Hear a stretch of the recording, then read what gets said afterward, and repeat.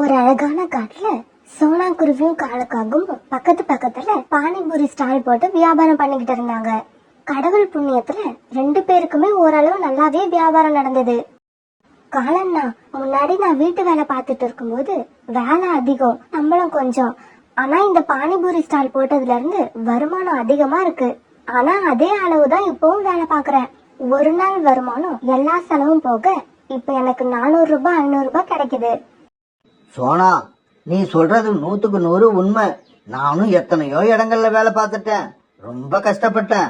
ஆனா நான் நினைச்ச மாதிரி வருமானமே இல்ல. இந்த பானிபூரி கடை போட்டதுல இருந்துதான் நானும் இப்ப நிம்மதியா இருக்கேன். என் கையிலயும் கொஞ்சம் பணம் சேர்ந்து இருக்கு.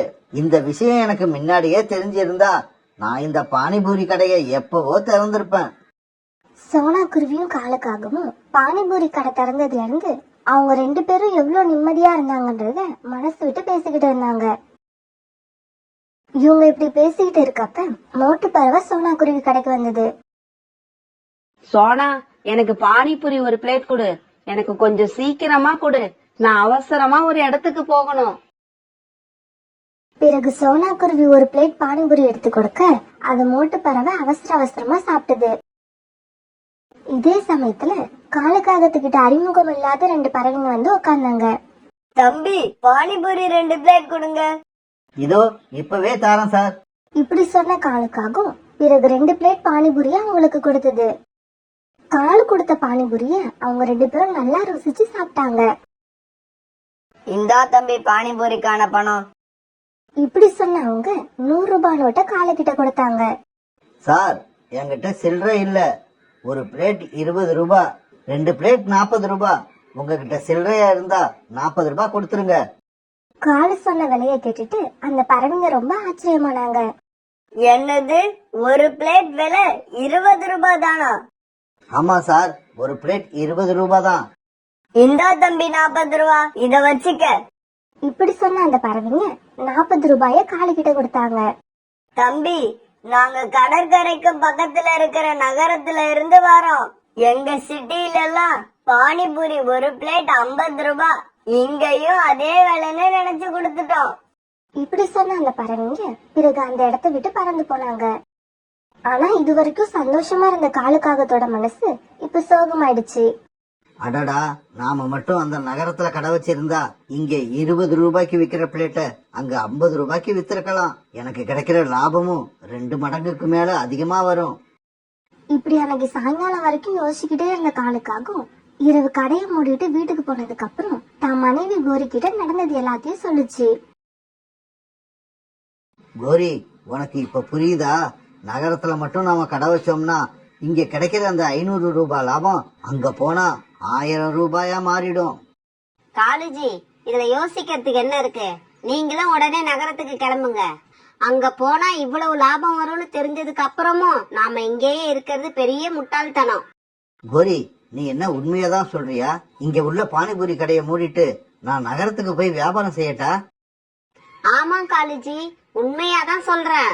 நீங்க நகரத்துக்கு கிளம்புங்க.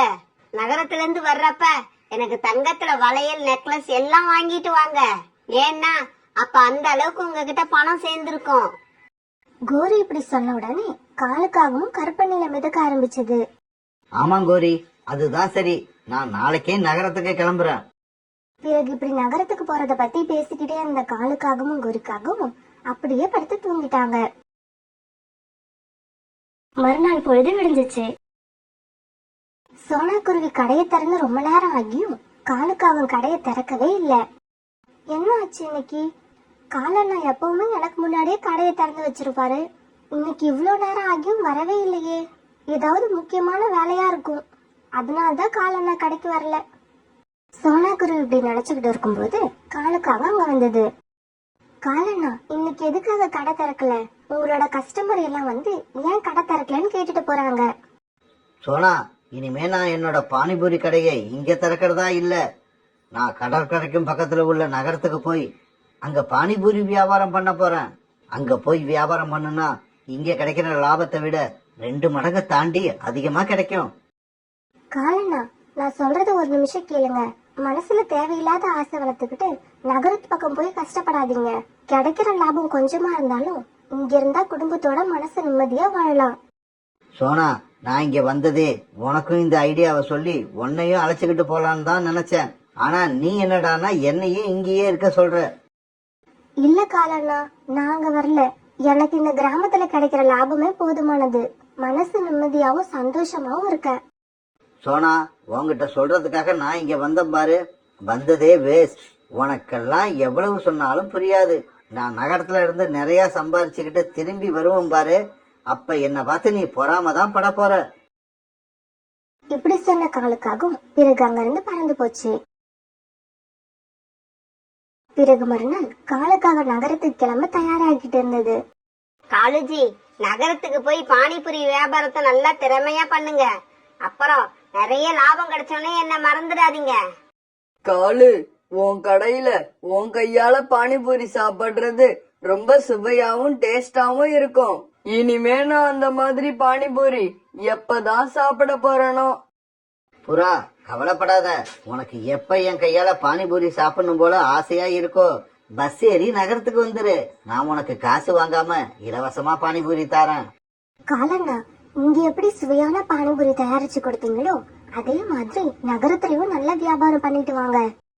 சரி சரி, எனக்கு பஸ்ஸுக்கு டைம் ஆகுது. உங்ககிட்ட இப்படியே பேசிக்கிட்டு இருந்தேன்னா கடைசியா நான் பஸ்ஸை விட்டாலும் விட்டுருவேன். இப்படி சொன்ன காலுக்காகவும் பிறகு நகரத்துக்கு போகிறதுக்கான பஸ் தேடி பறந்து போச்சு. பிறகு பஸ் ஏறி நகரத்துக்கு வந்து சேர்ந்த காலுக்காகவும் முதல் வேலையா தனக்காக ஒரு ரூம வாடகைக்கு பார்த்தது. என்னது, ஒரு ரூம் மட்டும்தான் இருக்கு? அப்புறம் அட்டாச் லெட்ரின் பாத்ரூம் கூட இல்ல. எல்லாமே காமனா கட்டி வச்சிருக்கீங்க. இந்த ரூமுக்கு வாடகை 5000 ரூபாயா? 2000 ரூபாய்க்கு நான் எங்க ஊர்ல தனி வீடே வாடகைக்கு எடுப்பேன். காகமே, என்ன பைத்திய மாதிரி பேசிக்கிட்டு இருக்க? 5000 ரூபாய்க்கு 1 ரூபாய் குறைஞ்சாலும் உனக்கு இந்த ரூம் வாடகைக்கு கிடையாது. ஐயா, என்ன இவ்வளவு கரெக்டா பேசுறீங்க? எனக்காக ஒரு 2000 ரூபாய் குறைச்சுக்கிட்டு 3000 ரூபாய்க்கு இந்த ரூமை எனக்கு வாடகைக்கு கொடுங்க. இங்க பார், இஷ்டம் இருந்தா இரு, இல்லன்னா கிளம்பி போய்கிட்டே இரு. இந்த ரூமை பார்க்க இன்னும் 10 நிமிஷத்துல வேற பார்ட்டி வருது. உனக்கு ஒரு விஷயம் தெரியுமா? இந்த ஏரியாவுல ஒரு ரூம் இந்த வாடகைக்கு விடுறது நான் மட்டும்தான். வேற நீ எங்க போனாலும் 6000 ரூபாய்க்கு குறைஞ்சு ரூமே கிடையாது. அந்த ஓனர் இப்படி சொல்லவே பிறகு வேற வழி இல்லாத காலுக்காகவும் அந்த வீட்டுல வாடகைக்கு இருக்க ஒத்துக்குச்சு. ஐயா, கவலைப்படாதீங்க. மாசம் முடிஞ்ச உடனே உங்களோட வாடகை உங்களுக்கு கரெக்டா வந்து சேர்ந்துரும். வாடகை வர்றதெல்லாம் இருக்கட்டும், 2 மாசத்து வாடகை அட்வான்ஸா கொடு. பிறகு காலுக்காகவும் 2 மாசத்து வாடகை அட்வான்ஸா கொடுத்தது. பிறகு மறுநாள் காலுக்காக தன்னோட பானிபூரி வியாபாரத்தை அந்த நகரத்துல ஆரம்பிச்சது. தம்பி, பானிபூரி ஒரு பிளேட் எவ்வளவு? பாட்டி, விலையெல்லாம் ஒன்னும் அதிகம் கிடையாது. ஒரு பிளேட் 50 ரூபாய் தான்.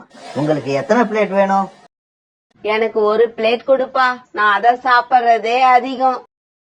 பிறகு பானிபூரி சாப்பிட வந்த வயதான பறவை பணத்தை கொடுத்துட்டு பறந்து போச்சு.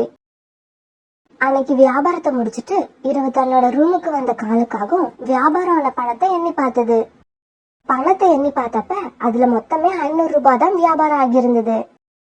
என்ன இது, ரொம்பவும் குறைவா வியாபாரம் இருக்கு. சரி சரி, இன்னைக்கு முதல் நாள் தானே, போக போக வியாபாரம் எப்படியும் பிக்கப் ஆயிடும். இப்படி யோசிச்சுக்கிட்டு பிறகு காலுக்காக தன்னோட ரூம்ல படுத்து தூங்கிடுச்சு. மறுநாள் பொழுது விடிஞ்சிச்சு. மறுநாள் காலையில எந்திரிச்ச காலுக்காகவும் பிறகு காய்கறி வாங்க கடைக்கு போச்சு. ஐயா கடைக்காரரே, எனக்கு 1/4 கிலோ கத்திரிக்காயும் 1/4 கிலோ வெங்காயமும் கொடுங்க. காலுக்காக இப்படி கேட்ட உடனே கடைக்கார கிளி காலுக்காக கேட்ட பொருட்களை எல்லாம் ஒரு பையில போட்டு கொடுத்தது. பிறகு காலுக்காக கடைக்கார கிளி கிட்ட 10 ரூபாய கொடுக்க அதை பார்த்த அந்த கிளி காலுக்காகத்தை பார்த்து இப்படி கேட்டது. தம்பி, நீ வாங்கின காய்கறிக்கு 50 ரூபாய் ஆச்சு. இன்னும் பாக்கி 40 ரூபாய் எடு. என்ன இருந்தாலும் நகரத்துல விலைவாசி எல்லாம் ரொம்ப அதிகமா தான் இருக்குது. இப்படி சொன்ன காலுக்காகவும் பிறகு வேற வழி இல்லாம 40 ரூபாய கடைக்காரர்கிட்ட கொடுத்துட்டு அங்கிருந்து கிளம்பி போச்சு. என்ன இது, கோரி கிட்ட இருந்து வாங்கிட்டு வந்த எல்லா பணமும் காலி ஆயிடுச்சு. இப்ப மீதி பொருட்கள் வாங்க பணத்துக்கு என்ன பண்றது? சரி சரி, இன்னைக்கு பானிபூரி நிறைய வியாபாரம் ஆகும்னு நம்புவோம். அப்படி நடந்தா நம்ம கையில நிறைய பணம் வந்து சேர்ந்துரும். இப்படி நினைச்ச காலுக்காகும் பிறகு அன்னைக்கான வியாபாரத்தை கவனிக்க ஆரம்பிச்சது. காலுக்காக நினைச்ச மாதிரியே அன்னைக்கு பானிபூரி வியாபாரம் நல்லாவே நடந்தது. பிறகு வியாபாரம் ஆன பணத்தை எடுத்துக்கிட்டு காலுக்காக தன்னோட ரூமுக்கு கிளம்ப போறப்ப அங்க 2 போலீஸ் வந்தாங்க. தம்பி, என்ன நீ பாட்டுக்கு வார, வண்டிய போடுற, வியாபாரத்தை பாக்கற, முடிஞ்ச உடனே வீட்டுக்கு போற. இப்படி நீ போய்கிட்டே இருந்தா எங்களை யாரு கவனிக்கிறது? கவனிக்கணுமா? யார் கவனிக்கணும்? உங்களுக்கு கல்யாணம் ஆகலன்னா உங்க அம்மா உங்களை கவனிக்கணும். ஒருவேளை உங்களுக்கு கல்யாணம் ஆகி இருந்தா உங்க மனைவி தான் உங்களை கவனிக்கணும். தம்பி, என்ன கிண்டலா? இந்த மாசத்துக்கான மாமூல் பணம் 1000 ரூபாயை எடு. என்னது 1000 ரூபாயா? என்னால அவ்வளவு ரூபாயெல்லாம் கொடுக்க முடியாது. பணத்தை கொடுக்க முடியாதுன்னா நாளையில இருந்து நீங்க வண்டியும் போட முடியாது. பிறகு வேற வழி இல்லாத காலு அன்னைக்கு வியாபாரம் ஆன பணத்துல இருந்து 1000 ரூபாயை எடுத்து அந்த போலீஸ்கார்கிட்ட கொடுத்தது. இப்படியே சில நாட்கள் நகர்ந்துச்சு. காலுக்காகத்துக்கு கடையில பானிபூரி வியாபாரம் நல்லாதான் நடந்தது. இருந்தாலும் வியாபாரம் எவ்வளவு நடக்குதோ அதுக்கு ஏத்த மாதிரியே செலவும் ஆயிக்கிட்டே இருந்தது. இப்ப காலுக்காகத்துக்கு கொஞ்சம் கொஞ்சமா பயம் வர ஆரம்பிச்சிருச்சு. என்ன இது, நிறைய சம்பாதிக்கிற மாதிரி தான் இருக்கு, ஆனா கையில எதுவும் மீறவே மாட்டேங்குதே. இப்படி எல்லா பணமும் செலவாகிக்கிட்டே இருந்தா நான் திரும்ப ஊருக்கு போறப்ப எதை தான் கொண்டு போறது? காலு இப்படி யோசிச்சுக்கிட்டே உட்கார்ந்து இருக்கும் போது ஹவுஸ் ஓனர் அங்க வந்தாரு. தம்பி, நீ போன மாசத்து வாடகையே தரல, அதையும் சேர்த்து இப்ப 2 மாசத்துக்கான வாடகையை கொடு. ஐயா, இந்த 1 மாசம் பொறுத்துக்குங்க. இந்த மாசம் கொஞ்சம் செலவு அதிகமாயிடுச்சு, அதனால வாடகையை கொடுக்க முடியல. அடுத்த மாசம் 3 மாச வாடகையும் சேர்த்தே கொடுத்துடுறேன். தம்பி, இங்க வர நிறைய பேர் இப்படிதான் சொல்லுவாங்க. சேர்த்து தரேன்னு சொல்லிட்டு கடைசியில ஒரு நாள் சொல்லாமலே ஓடி போயிடுவாங்க. ஐயா, என் மேல நம்பிக்கை வைங்க. நான் எங்கேயும் ஓட மாட்டேன். நான் இந்த நகரத்துக்கு சம்பாதிக்கிறதுக்காக தான் வந்திருக்கேன். 3 மாசம் வாடகையும் சேர்த்து அடுத்த மாசம் நான் கண்டிப்பா கொடுத்துருவேன். தம்பி, நான் உன்ன மாதிரி நிறைய பேரை பார்த்திருக்கேன். அவங்க சொன்ன வார்த்தையெல்லாம் நம்பி கடைசியா ஏமாந்ததுதான் மிச்சம். நீ இவ்வளவு கெஞ்சி கேட்கறதுனால உனக்கு ஒரு நாள் டைம் தரேன். நாளைக்கு சாயங்காலத்துக்குள்ள நீ 2 மாசத்து வாடகைய கொடுக்கணும். இல்லன்னா உன் பெட்டி படுக்கையெல்லாம் தெருவுக்கு போயிடும். இப்படி சொல்லிட்டு அந்த ஹவுஸ் ஓனர் பறவை வெளியில பறந்து போயிடுச்சு. ஹவுஸ் ஓனர் இப்படி சொல்லிட்டு வெளியே பறந்து போனதுக்கு அப்புறம் காலை அன்னைக்கு ராத்திரி பூரா தூங்காம உட்காந்து யோசிச்சுக்கிட்டே இருந்தது. ஹவுஸ் ஓனருக்கு எப்படி இருந்தாலும் நாளைக்கு வாடகை கொடுக்க முடியாது. வந்து 3 மாசத்துக்கு மேல ஆகுது. இன்னும் நம்ம கையில 1000 ரூபாய் கூட முழுசா சேரல. பேசாம கிராமத்திலேயே இருந்திருந்தா இந்த 3 மாசத்துக்கு குறைச்சலா 20,000 ரூபாய் சேர்த்திருக்கலாம். இந்த நகரத்தை நம்பி இங்க வந்தது ரொம்ப முட்டாள்தனமான செயல்னு நினைக்கிறேன். இப்படி யோசிச்ச காலுக்காகும் அன்னைக்கு இரவே தன்னோட கிராமத்துக்கு போக பஸ் ஏறிடுச்சு. காலையில வீட்டு வாசல்ல காலுக்காகத்தை பார்த்த கோரிக்காகத்துக்கு ரொம்ப சந்தோஷம். காலுஜி, நான் சொன்ன மாதிரியே எனக்கு தங்கத்துல வளையல் நெக்லஸ் எல்லாம் வாங்கிட்டு வந்துட்டீங்களா? முதல்ல எனக்கு நெக்லஸ் எடுத்து காட்டுங்க, அத உடனே பார்க்கணும் போல ஆசையா இருக்கு. கோரி, உன்னோட மனசுல ஓடிக்கிட்டு இருக்க கற்பனை குதிரைய கொஞ்சம் நிப்பாட்டு. நகரத்துக்கு போனா நிறைய சம்பாதிக்கலாம்னு நினைச்சு போன என்னால அங்க செலவு பண்ணி பண்ணி தாக்கு பிடிக்க முடியல. நான் இருந்த ரூமுக்கு 3 மாசம் வாடகை கொடுக்காம ராத்திரியோட ராத்திரியா ஓடி வந்திருக்கேன்னா பாத்துக்க. பிறகு மறுநாள்ல இருந்து காலுக்காக வழக்கமா பானிபூரி கடை போடுற இடத்துலயே மறுபடியும் கடை போட ஆரம்பிச்சது. காலண்ணா, நகரத்துல இருந்து இந்த தங்கச்சிக்கு என்ன வாங்கிட்டு வந்தீங்க? நீ வேற சோனா, இன்னும் 1 வாரம் நாங்க இருந்திருந்தோம்னா நானே உததான் வாங்கிட்டு வந்திருப்பேன்.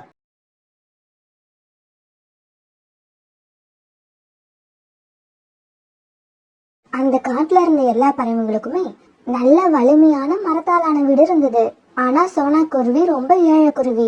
அதனால தன்னுடைய 2 குழந்தைங்களும் வச்சுக்கிட்டு ஒரு பழைய கூட்டுல வாழ்ந்து வந்தது. ஒரு நாள் அந்த காட்டுல உள்ள எல்லா பறவைகளுமே ஒரு இடத்துல உட்கார்ந்து பேசிக்கிட்டு இருக்கும் பொழுது இவங்களோட நண்பனான கருமேகம் ஒண்ணு அங்க வந்தது. நண்பர்களே, உங்க காட்டுல வெப்பம் ரொம்ப அதிகமாயிடுச்சு. அந்த வெப்பத்தை குறைக்கிறதுக்காக மேக கூட்டங்களான நாங்க கூடிய சீக்கிரம் உங்க காட்டுக்கு வந்து மழை பெய்ய போறோம். அந்த மழையால வெப்பம் தணிஞ்சு நீங்க எல்லாம் சந்தோஷமா இருப்பீங்க. ஆஹா ஆஹா, மேக நண்பா, நீ சொல்றத கேட்க எனக்கு ரொம்ப சந்தோஷமா இருக்கு. எவ்வளவு சீக்கிரம் இங்க வந்து மழை பெய்ய முடியுமோ அவ்வளவு சீக்கிரம் வாங்க. எங்களால வெயில தாங்க முடியல. மேகம் அண்ணா, வாயால சொன்னதோட நிப்பாட்டாதீங்க. சீக்கிரமா எங்க காட்டுக்கு மழையா பெஞ்சு எங்களை மகிழ்ச்சி படுத்துங்க. கிளி, கவலைப்படாத, இன்னும் கொஞ்ச நாள்ல உங்க காட்டுல மழை பெய்ய ஆரம்பிச்சிரும். பறவைகள் கிட்ட இப்படி பேசின அந்த மேகம் பிறகு அந்த இடத்தை விட்டு நகர்ந்து போயிடுச்சு. மத்த பறவைகள் எல்லாருமே மழைங்கிற பேரை கேட்டதுமே ரொம்ப மகிழ்ச்சியானாங்க. ஆனா சோனா குருவி மழை வர போகுது அப்படிங்கிற செய்தியை கேட்ட உடனே ரொம்ப கவலையாயிடுச்சு. அடடா, இப்ப நான் என்ன பண்ணுவேன்? என் கையில இப்ப பணமும் இல்ல. பணம் இருந்தாலாவது ஒரு நல்ல வீடா பார்த்து விலைக்கு வாங்கலாம். இப்ப பெய்ய போற மழையில என் 2 சின்ன குழந்தைங்களையும் தூக்கிக்கிட்டு நான் எங்க தான் போவேன்? மழை ஆரம்பிக்க இன்னும் 1 நாள் 2 நாள் ஆகும்னு நினைக்கிறேன். அதுக்குள்ள நாம நம்ம குழந்தைங்களுக்காக ஏதாவது செஞ்சுதான் ஆகணும். இப்படி யோசிச்சு சோனா குருவி பிறகு அங்கிருந்து பறந்து போச்சு. இப்படி போன சோனா குருவி வாழை இலைகளை கொண்டு வந்து 3 குச்சிகளை வச்சு தன்னோட குழந்தைங்க இருக்கிற கூடு மேல ஒரு கூரைய உண்டாக்குச்சு. அம்மா, என்னம்மா பண்றீங்க? எதுக்கு இந்த இலைங்களை மேல கூரை மாதிரி வைக்கிறீங்க? அம்மா, ஏற்கனவே வெயில் தாங்கல. இதுல நீங்க இலைகளை இப்படி வச்சதால காத்தும் சரியா வர மாட்டேங்குது. குழந்தைங்களா, இன்னும் 2-3 நாள்ல நம்ம காட்டுல மழைக்காலம் ஆரம்பிக்க போகுதுன்னு நமக்கு செய்தி வந்திருக்கு. அப்படி மழை வந்தா மழை நீர் நம்ம கூட்டுக்குள்ள வராம இருக்கிறதுக்காக தான் வாழை இலைகளை வச்சு இந்த கூரையை உண்டாக்கி இருக்கேன். அம்மா, இப்ப மழை காலம் ஆரம்பிச்சதுக்கு அப்புறம் நீங்க கொடை வியாபாரம் தானே பண்ண போறீங்க? இந்த இலைகளை வைக்கிறதுக்கு பதிலா ஒரு கொடையை இங்க வச்சிருக்கலாமா? குக்கு, உங்க அப்பா இறந்ததுக்கு அப்புறம் நாம ரொம்ப ஏழை ஆயிட்டோம். வர வருமானம் நம்ம 3 பேரும் சாப்பிடறதுக்கே பத்த மாட்டேங்குது. இந்த நிலைமையில 120 ரூபாய்க்கு விற்கிற ஒரு குடையை நம்மளால இந்த கூட்டுல வைக்க முடியாது. ஆனா அதை நினைச்சு கவலைப்படாதீங்க. நமக்கு ஒரு நாள் நல்ல நேரம் வரும். நாம 3 பேரும் நல்ல நிலைமைக்கு வருவோம். அம்மா, அப்பா உயிரோட இருந்தப்ப நம்ம நல்ல வசதியா இருந்தோம். அப்ப அப்பாவும் நீங்களும் எல்லா பறவைகளுக்கும் எப்படி எல்லாம் உதவி செஞ்சிருக்கீங்க. ஆனா இப்ப நாம ஏழையான உடனே ஏம்மா யாருமே நமக்கு உதவி செய்யல? பியூட்டி, உதவிங்கிறது திருப்பி செய்வாங்கன்னு எதிர்பார்த்து செய்யறது கிடையாது. அது நம்ம மனசுல தன்னால வர கருணையால செய்யறது. அந்த மாதிரி வர கருணை திரும்ப எதையும் எதிர்பார்க்காது. குழந்தைங்களா, நீங்க நம்ம இருக்க நிலைமையை நினைச்சு கொஞ்சம் கூட கவலைப்படாதீங்க. இந்த மழைக்காலம் முடியட்டும். அதுக்கப்புறம் என்னால முடிஞ்ச அளவு பாடுபட்டு எப்படியாவது நமக்காக ஒரு சின்ன வீட்டை விலைக்கு வாங்கிடுறேன். அதுல நம்ம 3 பேரும் சந்தோஷமா நிம்மதியா வாழலாம். சரி சரி, பேசுனது போதும், மணி ஆகுது. குழந்தைங்களா, வாங்க படுத்து தூங்குவோம். இப்படி பேசிக்கிட்ட சோனாவும் 2 குழந்தைங்களும் பிறகு படுத்து தூங்குனாங்க. மறுநாள் பொழுது விடிஞ்சப்ப சூரியன் வரல, அதுக்கு பதிலா மழை தான் வந்தது. சொந்தமா வீடு இருந்த பறவைங்க எல்லாம் மனசுல எந்த கவலையும் இல்லாம மழைக்காலத்தை ஜாலியா அனுபவிச்சாங்க. குக்கு, பியூட்டி, இப்ப பாத்தீங்களா, இந்த வாழை இலையை எடுத்துக்கிட்டு வந்து கீரை வச்சதால இப்ப நம்ம கூட்டுக்குள்ள மழை துளிகள் வரவே வராது. இதனால நீங்களும் நினைய மாட்டீங்க. அம்மாவும் உங்களை பத்தின கவலை இல்லாம நிம்மதியா போய் கொடை வியாபாரம் பண்ணுவேன். இப்படி சொன்ன சோனா குருவி பிறகு கொடை வியாபாரம் செய்ய பறந்து போச்சு. கொடை வாங்கிட்டு போங்கம்மா, கொடை வாங்கிட்டு போங்கய்யா. கொடை நல்ல கொடை, வல்ல கொடை, மழையில இருந்து உங்களை பாதுகாக்கும் கொடை. சோனா குருவி தன்னோட கொடைகளை விற்கிறதுக்காக கொற்ற மழையில நின்று இப்படி கத்துக்கிட்டு இருந்தது. சோனா, மழையில இப்படி நனைஞ்சுக்கிட்டு கொடை வியாபாரம் பண்றியே, உனக்கு குளிர்ல இப்படி நனையறதால நாளைக்கு உனக்கு காய்ச்சல் வந்துட்டா என்ன பண்ணுவ? புல்புல் அக்கா, நான் என்ன பண்றது? என்னோட கூட்டுல என் குழந்தைங்க 2 பேரும் பசியோட இருப்பாங்க. நான் இப்ப இந்த மழையில நனையனா அவங்க 2 பேருக்கும் சாப்பாடு கிடைக்காது. சரி சோனா, நல்ல கொடையா எனக்கு ஒரு கொடை கொடு. ஏற்கனவே எங்க வீட்டுல கொடை இருக்கு. இருந்தாலும் இந்த கொடையை நான் உனக்காக தான் வாங்குறேன். இப்படி சொன்ன பிறகு கொடைக்கான காசு கொடுத்துட்டு கொடையை வாங்கிட்டு பறந்து போச்சு. ஆனா இதே சமயத்துல காத்து கொஞ்சம் அதிகமா வீச ஆரம்பிச்சது. இப்படி வீச ஆரம்பிச்ச காத்தால லேசா ஆடிக்கிட்டு இருந்த சோனா குருவியோட கூடு கொஞ்ச நேரம் போனதும் மரத்துல இருந்து கீழே விழுந்துருச்சு. இதனால அந்த கூட்டுல இருந்த குழந்தைங்களுக்கும் அடிபட்டு அவங்க 2 பேரும் கீழே விழுந்ததால மயக்கம் ஆயிட்டாங்க. ஆனா அவங்களோட காயத்துல இருந்து ரத்தம் வந்துகிட்டே இருந்தது. பிறகு கொஞ்ச நேரம் கழிச்சு குக்குவும் பியூட்டியும் மயக்க தெளிஞ்சு எழுந்தாங்க. ஆனா அப்பவும் அவங்க காயத்துல இருந்து வர ரத்தம் நிக்கல. இவங்க இப்படி கீழே வந்து கிடந்தப்ப அந்த வழியா நிறைய பறவைகள் பறந்து போயிட்டு தான் இருந்தாங்க. ஆனா யாருமே இவங்களை கண்டுக்கல. இப்படி வந்த ஜம்ஜம் பறவை குக்குவையும் பியூட்டியும் பார்த்துட்டு உடனே அவங்க கிட்ட போச்சு. குக்கு, பியூட்டி, நீங்க 2 பேரும் எப்படி இங்க விழுந்தீங்க? உங்க 2 பேர் உடம்புலயும் நிறைய அடிபட்டு வேற இருக்கு. பிறகு பியூட்டி நடந்த எல்லாத்தையும் ஜம்ஜம் பறவை கிட்ட விளக்கமா சொல்லுச்சு. இந்த காட்டுல உள்ள பறவைகள் எவ்வளவு நன்றி கெட்ட பறவைகள்னு நான் இன்னைக்கு தான் தெரிஞ்சுக்கிட்டேன். உங்க அம்மா சோனா குருவி கிட்ட உதவி கேட்காத பறவைகளே இந்த காட்டுல கிடையாது. சோனா குருவி அந்த அளவுக்கு எல்லாருக்கும் உதவி பண்ணியிருக்கு. ஆனா இன்னைக்கு சோனா குருவியோட நிலைமை ரொம்பவும் கஷ்டத்துல இருக்கிறப்ப எந்த பறவையுமே சோனா குருவிக்கோ இல்ல உங்களுக்கோ உதவி செய்ய முன்வரல. இதையெல்லாம் நினைக்கிறப்ப எனக்கு ரொம்ப வேதனையா இருக்கு. குழந்தைகளா, நீங்க கவலைப்படாதீங்க. இந்த பறவைகள் மாதிரி எனக்கு ஒன்றும் இரும்பு இதயம் கிடையாது. நீங்க என் வீட்டுக்கு வாங்க, நான் உங்களை அழைச்சிக்கிட்டு போறேன். இப்படி சொன்ன ஜம்ஜம் பறவை குக்குவையும் பியூட்டியும் தன்னோட தோல்ல உட்கார வச்சுக்கிட்டு தன்னோட வீட்டுக்கு பறந்து போச்சு. ஜம்ஜம் பறவை இப்படி குக்குவையும் பியூட்டியையும் தூக்கிட்டு போறத அந்த காட்டுல உள்ள எல்லா பறவைகளுமே பார்த்தாங்க. குக்குவையும் பியூட்டியையும் வீட்டுக்கு அழைச்சிட்டு போன ஜம்ஜம் பறவை அவங்க காயத்துக்கு மருந்து போட்டு விட்டது. பிறகு தன்னோட குழந்தைங்களுக்கு அடிபட்டு ஜம்ஜம் வீட்டுல இருக்கிற செய்தியை கேள்விப்பட்ட சோனா குருவி ஜம்ஜம் வீட்டுக்கு வந்தது. ஜம்ஜம் அண்ணா, என் குழந்தைங்களுக்கு என்ன ஆச்சு? காயம் ரொம்ப அதிகமா இருக்கா? சோனா குருவி, கவலைப்படாத. நான் 2 பேர் காயத்துக்கும் மருந்து போட்டு விட்டுருக்கேன். சீக்கிரமா ஆறிடும். இருந்தாலும் குழந்தைகளுக்கு சரியான பாதுகாப்பு இல்லாம நீ உன்னோட வியாபாரத்தை பார்க்க போனது பெரிய தப்பு. நான் என்ன பண்றது? என்னோட நிலைமை அந்த மாதிரி இருக்கு.